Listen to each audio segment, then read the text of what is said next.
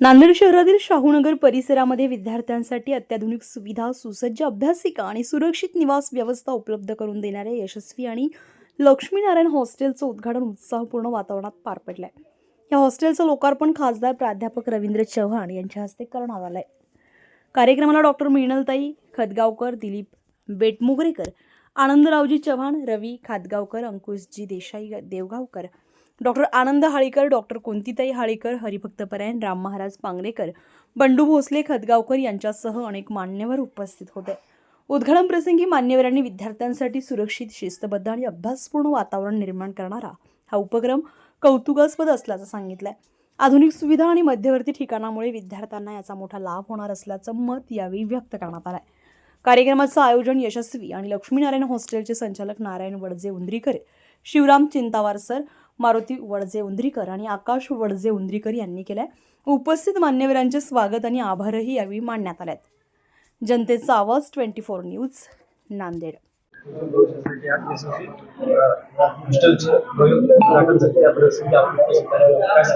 आज आनंदनगर भागामध्ये यशस्वी हॉस्टेलचं या ठिकाणी शुभारंभ झालेला आहे। या हॉस्टेलचे संचालक आकाश पाटील उंद्रीकर हे यांची दुसरी शाखा या ठिकाणी आहे। नांदेडमध्ये आपल्या नांदेड जिल्ह्यातूनच नव्हे तर बाहेर जिल्ह्यातून सुद्धा बरेचसे विद्यार्थी या ठिकाणी शिक्षणाला येत आहेत। आपण बघू शकता की मागच्या काही वर्षापासून नांदेड हे एक शैक्षणिक हब झालेला आहे। त्यामुळं नांदेड शहरामध्ये प्रचंड हॉस्टेलची संख्या दिवसेंदिवस वाढत आहे आणि आकाश पाटील उंद्रीकर मागच्या काही वर्षापासून हॉस्टेल या ठिकाणी नांदेडमध्ये चालवतात। त्यांनी दुसरी शाखा इथं सुरुवात केलेली आहे। यशस्वी हॉस्टेलच्या माध्यमातून निश्चितच मी त्यांना अभिनंदन देतो की एक चांगला उपक्रम त्यांच्या माध्यमातून राबवत आहेत आणि निश्चितच या हॉस्टेलमधून जे विद्यार्थी शिक्षण घेऊन बाहेर पडतील ते यशाच्या शिखरावर पोहोचतील अशी सदिच्छा व्यक्त करतो आणि त्यांच्या या व्यवसायाला माझ्या वतीने खूप खूप शुभेच्छा देतो। वडजे परिवार तसं तर सामाजिक क्षेत्रामध्ये मुखेड तालुक्यामध्ये अग्रेसर आहे। आकाश पाटील उंद्रीकर यांचं जे कार्य आहे ते सामाजिक कार्य असेल, राजकीय कार्य असेल, ते सतत लोकांच्या संपर्कात असतात, लोकांची कामं सोडवण्यासाठी धडपड करत असतात वडजे बंधू आणि निश्चितच येणाऱ्या काळामध्ये त्यांनी असंच काम करत राहावं आणि त्यांच्या हातातून लोकांची चांगले कामं व्हावी ही अपेक्षा मी या ठिकाणी व्यक्त करतो। 2014 पासून वयाच्या 10 वर्षाच्या मुलापासून ते वयाच्या 18 वर्षापर्यंतच्या मुलापर्यंत आजपर्यंत मी जे सांभाळलेले आहे मुलाला, तर आमचा मुलगा आमच्या घरातला कुटुंबातला मुलगा म्हणून आम्ही आजपर्यंत जेवणामध्ये असो किंवा राहणीमान असो, संस्कृती असो भारताची, हे आम्ही अगोदर ते जपलेले आहोत। तर आजकाल पैशाच्या हवेशीपोटी आजकाल जे हॉस्टेल चालू आहेत की पैशाचा खेळ खूप झालेला आहे। का जेवणाची क्वालिटी, राहणीमान आणि संस्कृती हे सगळं विसरून फक्त आपल्याला पैसा कसा मिळतोय हा सर्वांचा प्रयत्न आहे। पण आज 2014 पासून जे आम्ही जे आजपर्यंत जे टिकून आहोत हॉस्टेलच्या माध्यमातून, आज 1चे 3 झाले। ते काय कारण म्हणजे आपण जे क्वालिटी देता ते क्वालिटी म्हणजे सकाळ 3 नाश्ता, 2 टाइम जेवण। तर जेवणामध्ये आम्हाला सकाळ नाश्ता 7 दिवसाचा 7 वेगवेगळा नाश्ता राहतो।